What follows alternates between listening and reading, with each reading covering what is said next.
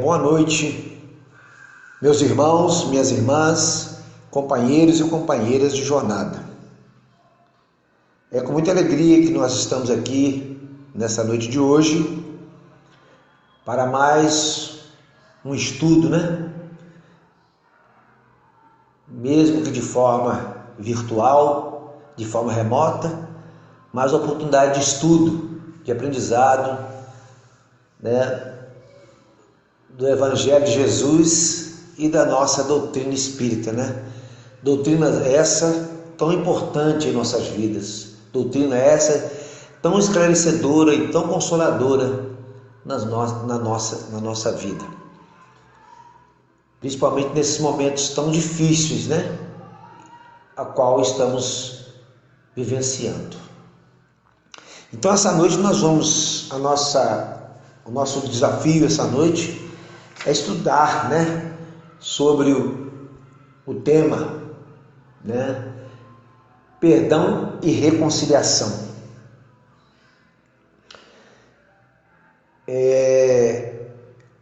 Para muitos de nós, ainda é muito complicado, lidar com essa questão, para a maioria de nós, essa questão do perdão e da reconciliação, dado ainda o nosso atraso, nosso atraso espiritual ainda, nesse particular. No capítulo 10, Bem-aventurados que são misericordiosos, lá no item de número 4, ele diz assim para a gente: a misericórdia é o complemento da doçura, pois aquele que não for misericordioso também não será nem pacífico, nem manso nem pacífico. A misericórdia consiste no esquecimento e no perdão das ofensas. O ódio e o rancor são próprios de uma alma sem elevação e sem grandeza. O esquecimento das ofensas é próprio de uma alma elevada que está acima do mal que lhe queiram fazer. A alma que odeia é sempre ansiosa. Sua sensibilidade é sombria, desconfiada e cheia de amargura. A alma elevada é calma, cheia de mansidão e caridade. Então está aí, o Evangelho nos explicando, a diferença dessas duas situações, duas coisas bem distintas, A alma, ainda a alma rancorosa, e da alma elevada, da alma em atraso e da alma elevada, Está aí a diferença, que está nas nossas mãos, Já que estamos em processo de evolução, estamos a caminho da evolução, Então ela está aí a diferença, Cabe a nós buscar, fazer o trabalho que precisa ser feito nesse sentido.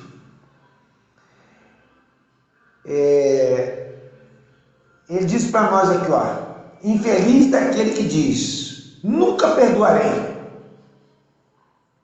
Se não for condenado pelos homens, certamente o será por Deus. Com que direito pedirá o perdão para suas próprias faltas, se ele mesmo não consegue perdoar as que os outros cometem? Jesus nos ensina que a misericórdia não deve ter limites, quando diz que devemos perdoar nosso irmão, não 7 vezes, mas 70 vezes 7 vezes. Então, é muito triste, quando a gente toma a posição de jamais o perdoar. Isso é muito complicado. É uma decisão muito drástica, que a gente precisa ter muito cuidado com isso. Porque essa coisa de não perdoar, isso quer dizer o quê para mim? No meu entendimento, tá, gente? Isso quer dizer que eu estou querendo ficar com isso agasalhado dentro de mim o resto dos meus dias. E o perigo disso daí é o quê? Eu ficar remoendo isso, né? Com todo esse melindre, né? Com todo esse melindre, com toda essa mágoa, e isso vai acabar me fazendo mal. Então muitos de nós passam anos, perde anos de nossas vidas às vezes com esse sentimento ruim, né? Isso vai nos adoecendo a ponto de em certas situações, né, que acontece às vezes com muitos de nós, aquele caso da pessoa que toma o veneno esperando que o outro morre, né? Ele está desejando mal, né? Carregando cada vez mais todo esse lixo dentro deles, achando que ele está fazendo mal para o outro, que de alguma forma ele está se vingando do outro. Ele está fazendo mal para ele mesmo, né? Cada dia mais. Então precisamos estar bastante atentos nessa questão, né? Ele diz mais aqui, ó, existem duas maneiras bem diferentes de perdoar. A primeira é grande, nobre e verdadeiramente generosa, pois esquece o que passou e evita com delicadeza ferir o amor próprio e a suscetibilidade do agressor, que ele se julga culpado. Então, essa questão aqui, antes de mais nada, é bom a gente, né, aqui ele cita no que eu acabei de ler agora há pouco, que devemos perdoar nosso irmão não 7 vezes, mas 70 vezes 7 vezes. Isso que Jesus falou para Pedro, quando Pedro perguntou para ele, né? Não 7 vezes. Quando Pedro perguntou, Senhor, vou precisar perdoar meu irmão 7 vezes? Jesus falou, não te digo 7 vezes, mas 70 vezes 7 vezes, né? Ou seja, né? Em outras palavras, quantas vezes forem necessárias, né? Quantas vezes forem necessárias, precisaremos estar perdoando. Essas são as formações do Cristo, né? É isso que Cristo espera que o Cristo espera de nós. Já que ele é nosso modelo e guia, convém que a gente pense, né, nessa possibilidade de tentar fazer isso, né? Se de fato estamos almejando o reino dos céus, né? Que esse reino dos céus não está lá longe, está dentro de cada um de nós. Então precisamos, né, pensar com carinho nisso aí, né? É interessante que pensemos nisso com carinho. A segunda é quando aquele que julga ofendido impõe condições humilhantes ao ofensor, fazendo com que ele sinta todo o peso de um perdão, que irrita em vez de acalmar. Então, né, eu não tenho que, quando eu me sentir ofendido, para me perdoar alguém, eu não tenho que impor condição nenhuma. Simplesmente perdoa e acabou, né? Esqueço, né? Quando eu digo esqueço, né? Quando eu digo esqueço, eu não ficar pensando nisso, né? Porque tem certas situações que às vezes deixam marcas pra gente, deixam a gente algumas coisas na gente, né? Que a gente fica às vezes, né? Quando você lembra, você sente aquela coisinha. Então, né? Você fica meio chateado, mas isso não pode virar uma doença dentro de nós, né? Eu não tenho, quando eu lembrar disso, fulano prejudicou, mas deixa pra lá, esquece isso. Vida que segue, né? Vida que segue, né? Vamos tocar a vida, não tem que ficar remoendo isso, né? Esquecer é difícil, né? A não ser que eu tenha um problema de amnésia ou um problema de Alzheimer, né? Esquecer é difícil. De repente eu até lembro, mas não vou ficar me remoendo, né? Ficar remoendo isso, não. Isso só vai ficar montuando, né? Acúmulo de lixo, né? De lixo emocional, né? Então tem que desfazer disso, né? O quanto eu puder. Se estende a mão, não faz com bondade, e sim com ostentação, para que possa dizer a todos, veja como eu sou generoso. Em tais condições, é impossível que a reconciliação seja sincera de ambas partes. Isto não é generosidade, é antes uma maneira de satisfazer seu orgulho. Então também, eu não tenho que ficar perdoando ninguém para ficar me vangloriando, não. Não, você viu? O cara me fez mal, o cara me fez um mal e eu perdoei ele. Tá vendo? Mas eu sou generoso. Sabe? Graças a Deus. Até que enfim, né? Acho bom ele pensar nisso. A sorte dele é que eu sou um cara generoso, né? Então a gente precisa rever isso, né? É bom que a gente pense bem nisso, né? E ver se a gente não cai, né? nesse erro, né? Portanto, aquele que possui uma alma verdadeiramente grande em todas as disputas se mostrará mais pacificador, mais tolerante e mais caridoso, atingindo assim, conquistará sempre a simpatia das pessoas imparciais, né? Então, se eu agir de forma natural, né? Se eu agir de forma caridosa, né? Com caridade, com empatia, né? E não ficar levando aquela contenda para frente, né? Eu vou até, eu não vou fazer isso, buscando isso não. As pessoas, né? Até as pessoas que estão de fora, né? Vão, assim, de certa forma, vão ver uma atitude, ver essa atitude, e elas vão até, né? Até estimula as pessoas também a perdoar, né? Porque o perdão é uma coisa que é divina, né? O perdão é de Deus, o perdão é algo divino que todos nós temos condições, desde que nos desvencilhamos, né? Do orgulho, da vaidade, todos esses sentimentos que nos levam a isso, né? Então é preciso que a gente tenha esse discernimento, né? Na questão 886 do Livro dos Espíritos, Kardec pergunta aos espíritos: qual o verdadeiro sentido da palavra caridade? Como entendia Jesus?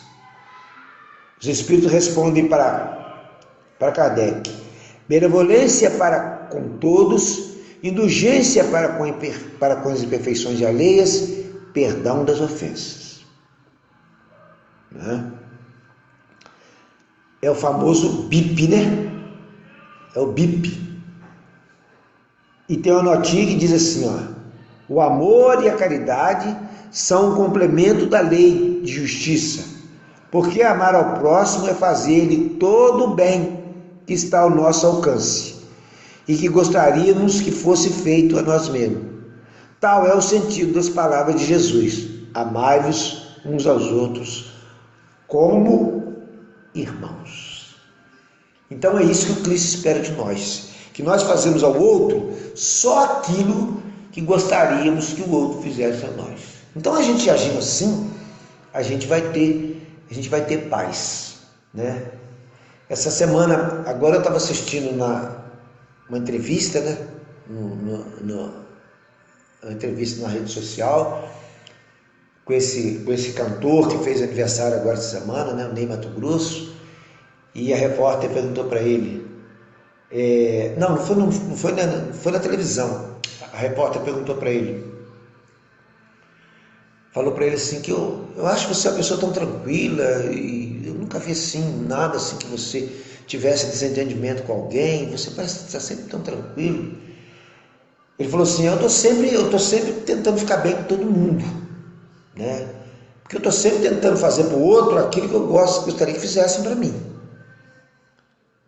Então, dessa forma, ele falou, dificilmente eu tenho esse desentendimento com alguém. De fato, eu levo a vida tranquila, porque eu não vivo, né? Tendo problema com ninguém, porque eu não vivo, né? Assim, ele deixou claro que eu não vivo em contenda com ninguém, né? Então é isso, né? A gente precisa, a gente conhecendo a doutrina, todo esse cabedal de conhecimento, todas essas sugestões que a doutrina nos dá, né? Como a questão do BIP, da benevolência para com todos, indulgência para com as com as imperfeições e perdoa as ofensas, né? A página que eu deixei eu ler de início, né? E que está dizendo aqui, né? Que aqui no capítulo 5 fala, né?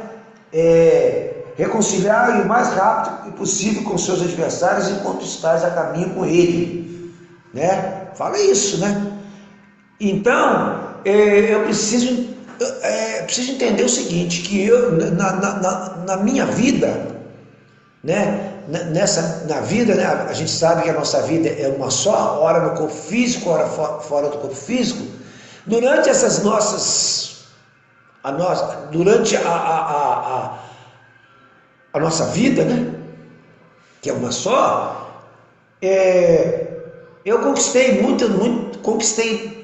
muita amizade, mas conquistei também alguns desafetos por aí fora, né? Então, se eu procurar proceder dessa forma, né? Se tentar viver bem com o máximo de pessoas que eu puder, né? Eu não sei, de repente eu começo a conviver com alguém e tento viver bem com essa pessoa. Se eu tivesse esse pensamento sempre, de repente eu estou acertando, sem querer, sem saber, eu estou me acertando com alguém do passado, que a gente teve algum problema no desafeto passado, né? E também com os desafetos atuais, né?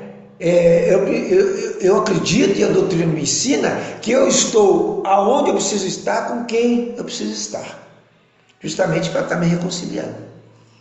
Esse é o nosso grande desafio, né?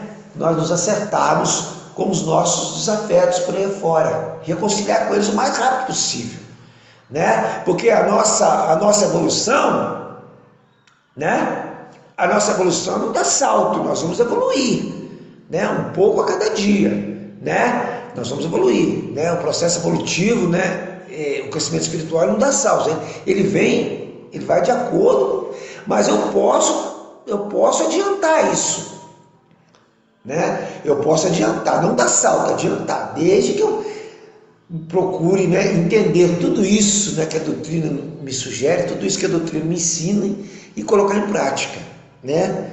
Por aí fora, né? Então eu preciso ter esse cuidado, né? Na questão 887, Kardec pergunta aos espíritos: Jesus também amai os nossos inimigos. Ora, amor pelos nossos inimigos não é contrário às nossas tendências naturais? E inimizade não provém da ausência de simpatia entre os espíritos? Aí os espíritos respondem: sem dúvida, não se pode ter pelos inimigos ou desafetos, né, um amor terno e apaixonado. Não foi que ele quis dizer. Amar os inimigos é perdoar-lhes e restituir bem por mal. Por este meio, nos tornamos superiores a eles.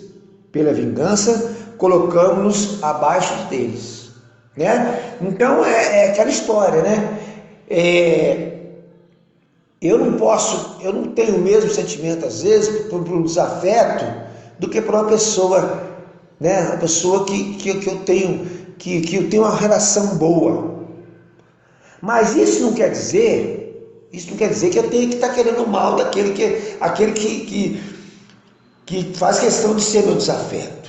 Eu até tento me considerar com ele, mas se ele não quer, então deixa ele quietinho no canto dele, mas eu também não tenho que ficar em contenda com ele não, né?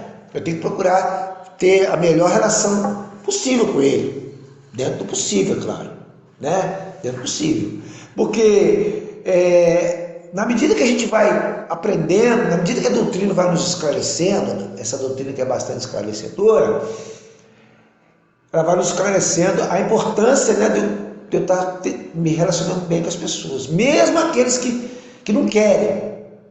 Se eles não querem, né, se eles não querem viver bem comigo, é por isso que eu vou viver mal com eles, né? Bom dia, boa tarde, boa noite. Se precisar de mim, eu ajudo, né? Uma coisa que é importante, né, que a gente às vezes esquece, né? Quando eu tenho um desafeto, hoje eu estou procurando, né, nisso, aquela pessoa assim, que eu tenho às vezes um pouco de dificuldade, eu procurar orar por ela, né, nos meus momentos de prece, orar por ela, né, aquela pessoa que eu sinto que, assim, que a gente não tem muita sintonia, né, e que a gente percebe que é alguma coisa, né, que a gente sabe que não é desse momento, é de outro momento. Eu procuro até fazer uma prece, né, procuro sempre orar por ela, entendeu? Para a gente para estabelecer aí, né, um certo, né, uma certa harmonia, né, mesmo contra, às vezes, até a vontade dela. Então é interessante para mim tudo isso, né? A gente precisa ter esse cuidado, né? Então, e hoje eu estou tentando colocar em prática uma coisa que não é muito fácil, mas eu preciso, né? Às vezes, né? Às vezes não é muito fácil, mas a gente precisa, né? Na questão, eu costumo dizer, eu ouvi um companheiro dizendo isso, um companheiro de um outro segmento meu, que também trata das questões espirituais. Ele estava dizendo assim, numa partilha que ele fez com a gente numa determinada reunião, quando a gente estava passando até por uma questão parecida do que a gente está conversando aqui. Então ele está dizendo que ele estava falando o seguinte, que hoje em dia eu já cheguei a uma certa idade que eu estou preferindo ter paz do que ter razão. Aí ele falou assim, deixa eu explicar como que é isso, né? É não ficar com contenda, sabe? Você conversa com uma pessoa, uma determinada coisa. A gente vai estar sempre por aí conversando com as pessoas, nós vamos estar conversando, vamos estar sempre interagindo, né? Precisamos interagir, vamos estar sempre interagindo com as pessoas. Então vai ter momentos assim que você vai falar uma coisa, a pessoa vai discordar, né? E vai ficar aquela coisa, tá? Né? Então às vezes às vezes a gente se depara com alguém que, além de discordar, pessoas às vezes não tem muita paciência para te ouvir, sabe? Então deixa ele com o pensamento dele, né? E outra coisa é a questão de brigar. Se alguém quiser brigar comigo, vai brigar sozinho, porque hoje em dia eu não quero brigar com ninguém, eu quero ter paz, eu quero fazer minha parte, né? Viver bem com todo mundo, mesmo que ele não queira viver bem comigo, mas brigar com ele eu não vou, ele vai brigar sozinho. E aí se ele, não, eu tenho razão, tudo bem, você está com razão, esquece isso, vamos para frente, né? Então eu acho que é isso, isso que é verdade, né? Isso que é verdade, que é importante para nós, né? A gente buscar isso aí. Eu quero ler um trechinho aqui de uma página que eu peguei de um material, né, publicado na revista Espírito Consolador, na edição de 16/4, né, de 2017. O título tem como título Enquanto Estamos a Caminho. O autor é o Ié Gonçalves. Ele é orador espírita e ele também escreve artigos, né, para essa revista. Então ele diz assim, ele encerra esse artigo dizendo assim, se estamos a caminho de passagem de um lugar para o outro, em busca do conhecimento da verdade que nos liberta da prisão, do orgulho, do egoísmo, da ignorância, da intolerância, da falta do perdão, é preciso no caminho, o mais depressa possível, aprendermos a caminhar com o outro, lado a lado. Tantas milhas foram necessárias, aprendendo um com o outro, com as experiências um do outro. É preciso no caminho mostrar a outra face, que é a face da benevolência para com todos, da indulgência para as imperfeições dos outros e do perdão das ofensas, que a gente falou, né, na questão do BIP. É preciso o caminho entregar a túnica do conhecimento e a capa do desprendimento.